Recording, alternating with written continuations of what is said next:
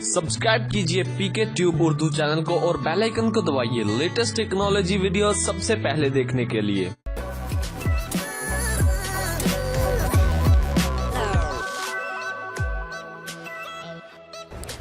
Hello guys, this is Mohammad Umair. आप देख रहे हैं पीके ट्यूब उर्दू।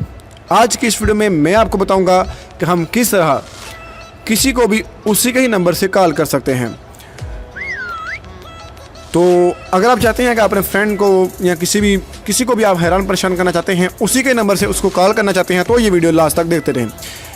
तो फ्रेंड, आपको पता है मेरे चैनल की मोनेटाइजेशन डिसेबल हो गई है और इस वजह से मैं अपने चैनल पे कोई भी वीडियो अपलोड नहीं कर रहा। तो मैंने इस वजह से ये वीडियो जो है ये मैंने अपने दूसरे चैनल उमैर ऑनलाइन पे सेंड कर दी है। आप लोगों से रिक्वेस्ट करूंगा कि इस वीडियो को देख लीजिएगा और चैनल को सब्सक्राइब कर लीजिएगा, साथ बेल आइकन को दबा दीजिएगा ताकि आपको हमारे चैनल से इस तरह की लेटेस्ट वीडियो मिलती रहे।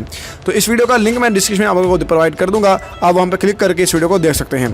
तो फ्रेंड, मिलेंगे अगली वीडियो में। अपना ख्याल रखिए। अल्लाह हाफिज़।